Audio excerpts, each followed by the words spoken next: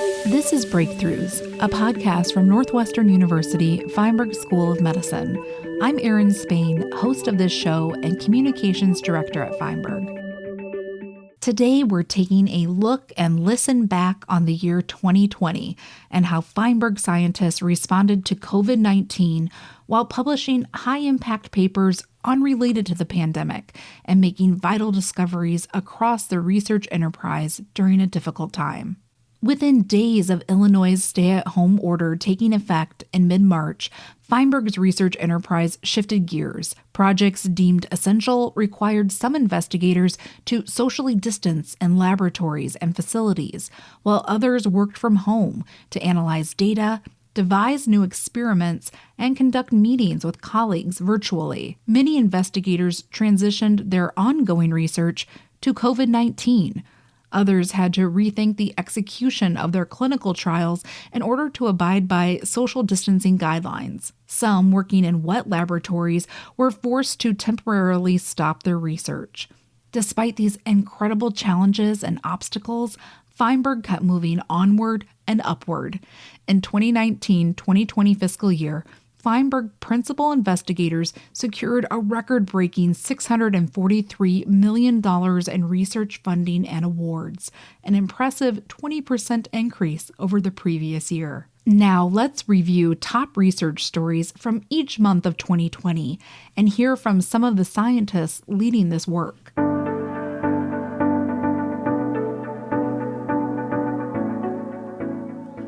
We start with the paper that was published New Year's Day 2020 in the journal Nature, co-authored by Northwestern's Dr. Mazi Antibody, research assistant professor of anesthesiology. The study revealed a new artificial intelligence model that predicted breast cancer and mammograms more accurately than radiologists.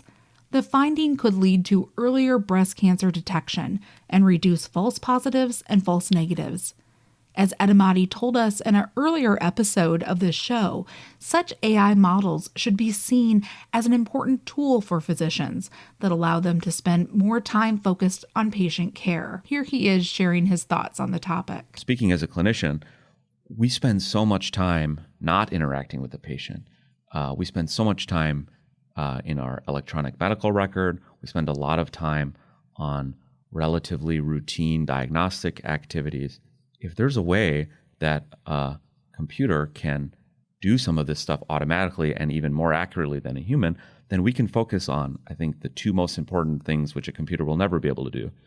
One, and this is the more obvious thing, I think, is the really tough cases, the really difficult cases where there's a lot of nuance and there's not enough of those unique cases that the computer would be able to do it. Remember, deep learning works on seeing thousands and thousands of examples of things.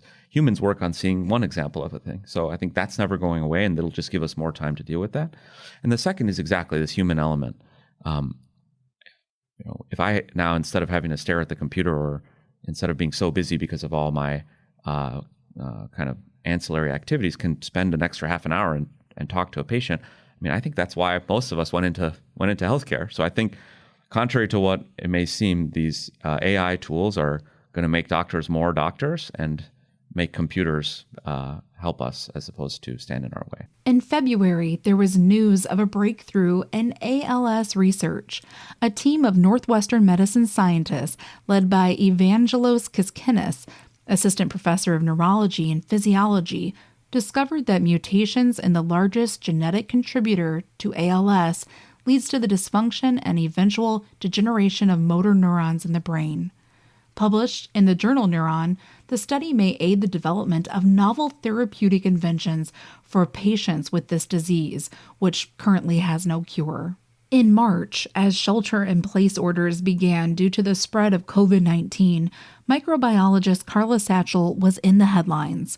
As the director of the Center for Structural Genomics of Infectious Diseases and professor of microbiology immunology, she led a team of scientists that identified a potential drug target in SARS-CoV-2, two critical proteins in a complex called NSP-1016. According to the results at the time, investigators said a drug that can inhibit NSP-1016 would allow the immune system to detect the virus and eradicate it faster. Here, Dr. Satchel was on the show explaining why it's important to not only find a drug or vaccine for COVID-19, but also identify drugs to treat across different types of novel coronaviruses that could strike in the future. So if you just look historically, even since 2000, right, this is the third major epidemic of a coronavirus in only 20 years. So we should think that something unexpected could happen again in 7 to 8 years. And I think that we do need to be thinking about coronaviruses and transmission to humans as something that's going to keep happening. And we need drugs available that we can immediately bring into that space. So ideally right now, a drug would work against SARS, MERS, and COVID-19, because the chances are that'll also work against something 7 to 8 years from now that we don't even know is coming. Also in March, a Feinberg COVID-19 task force formed, cataloging all COVID-19 related research being performed by Feinberg faculty and staff, and connecting appropriate projects with clinical information and samples, and encouraging people with similar ideas to work together. More than 200 COVID-19 projects would eventually be approved by the Institutional Review Board, with more than 10,000 research subjects involved in Feinberg COVID-19 projects. Non-COVID-19 research and publications continued to progress in the midst of the pandemic. In April, results of a first-of-its-kind clinical trial was published in the New England Journal of Medicine. In this trial, metastatic prostate cancer was treated based on the genetic makeup of the cancer. This delayed disease progression for patients with metastatic castration-resistant prostate cancer, a deadly and treatment-resistant form of the disease.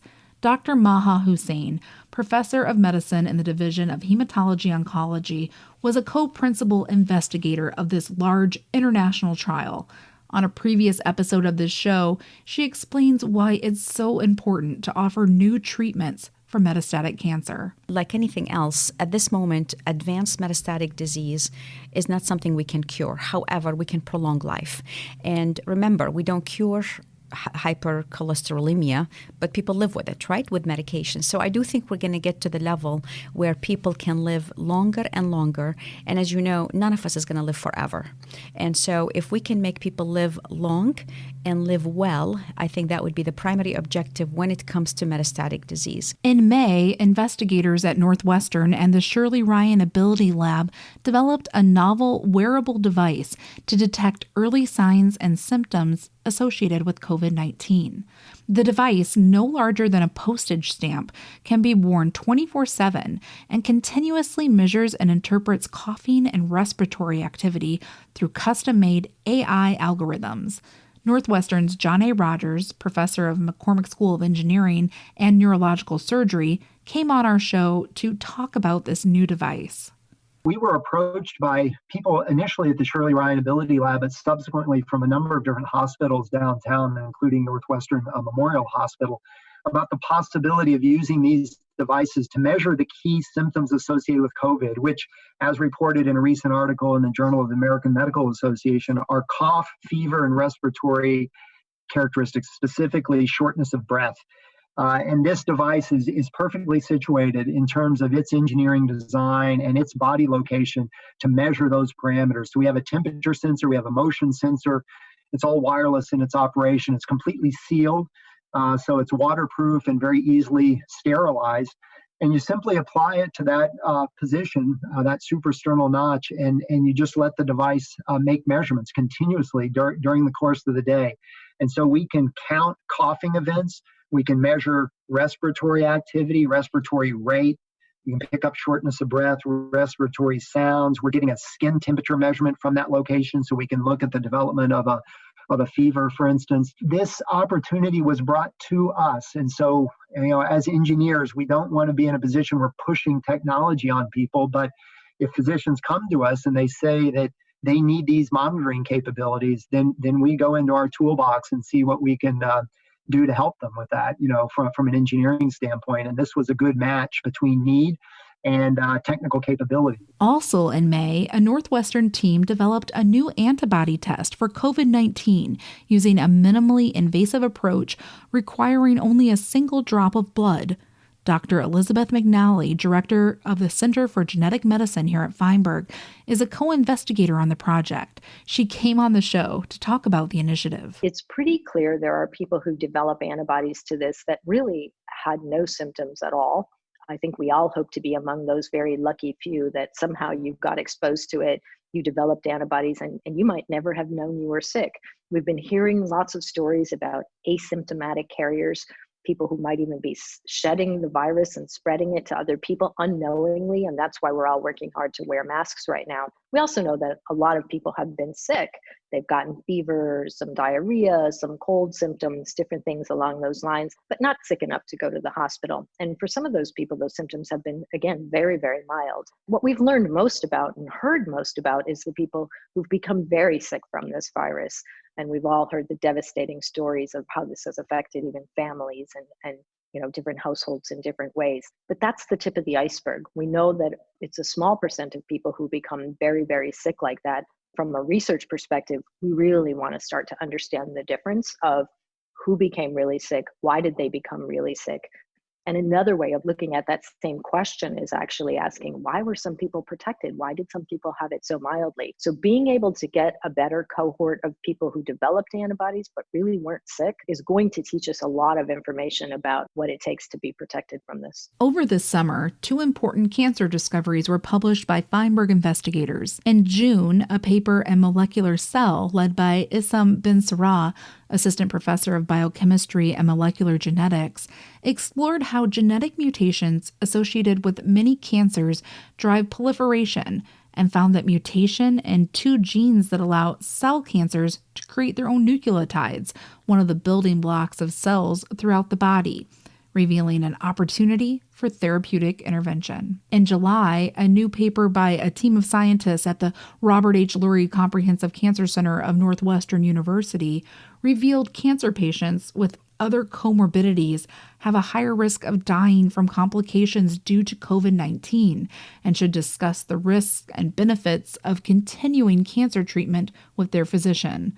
The findings, published in The Lancet, were derived from clinical data collected over 30 days from more than 900 patients receiving cancer treatment at 100 different participating institutions. August brought with it more artificial intelligence research from Northwestern. Yuan Luo, associate professor of preventive medicine and chief AI officer at the Northwestern University Clinical and Translational Sciences, was co-author of a study published in Nature Medicine that focused on a novel precision medicine technique that uses AI to identify a subtype of autism by overlaying an array of biomedical and healthcare data.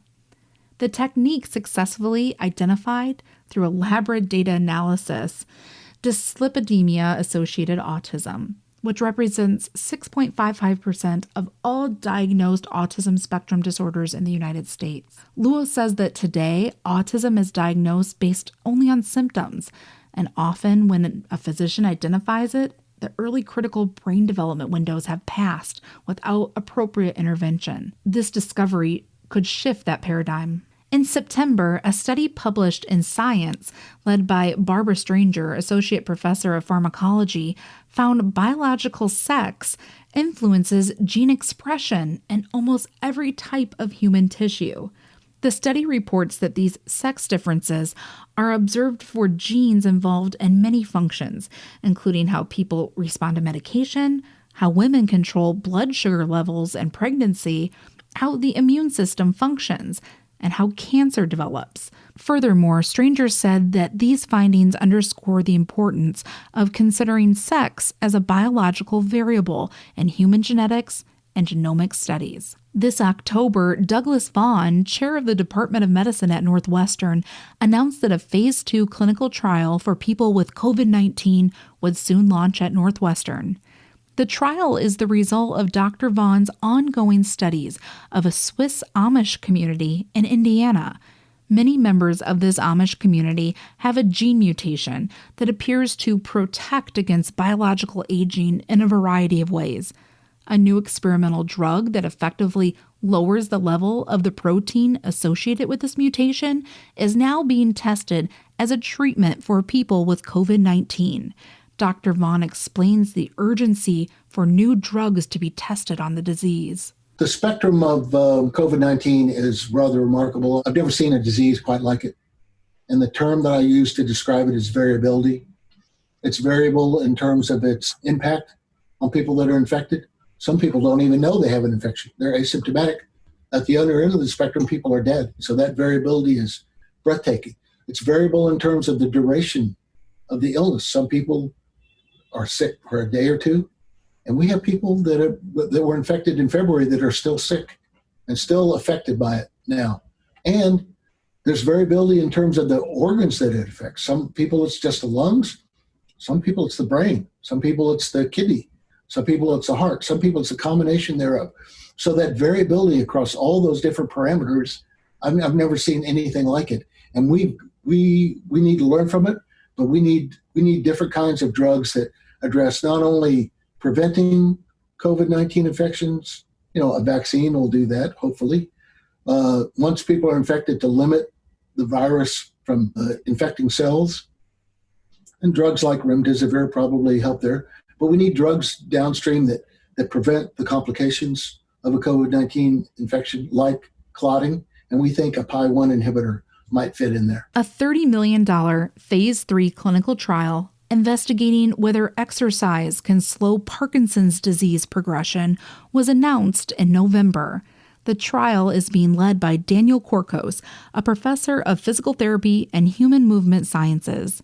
He joined me on the show to explain the study, which is funded by the National Institute of Neurological Disorders and Stroke and is currently their largest investment in Parkinson's disease research. And the question we want to answer is whether there is a benefit to exercising at the higher intensity in terms of slowing down the rate at which the disease progresses. No drug has been shown to slow down the rate at which the disease progresses. Everybody's looking for treatments to slow down the rate of progression, and we hope that at the end of the day, that there is a difference between the groups. As the end of 2020 drew near, a paper published in December in Science Translational Medicine detailed part of an incredible feat at Northwestern with COVID-19 patients. Northwestern medicine surgeons performed the first known double lung transplant of a COVID-19 patient in the United States in June. And since then, 7 more COVID-19 patients received double lung transplants at Northwestern Medicine, a total of 8, the most performed at any health system in the world. Ankit Bharat, Chief of Thoracic Surgery at Northwestern Medicine and Director of the Lung Transplant Program, shared with us findings that support why lung transplantation should be considered for patients who have developed irreversible lung disease due to COVID-19. So this study brings in a paradigm change in our thinking about lung transplant. And we certainly can say that these patients do just fine. And this is, I think, important to consider, because unlike other patients who come in with years worth of suffering from chronic lung conditions, these patients were just completely fine weeks or months ago. So their basic body, their biology is actually fine, and they had a short duration illness.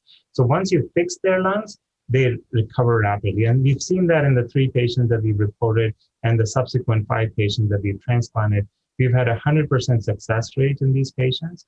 And that's actually, ironically, although I acknowledge that the sample size is small and we cannot make far-reaching conclusions, but even in these 8 patients, if you look at 30-day survival, which is an important landmark when we look at transplant outcomes, we've had 100% success rate. That is actually, in my opinion, better than the non-COVID transplants that are being performed nationally. Now, as we begin 2021, we look forward to bringing you more stories from our scientists at Northwestern.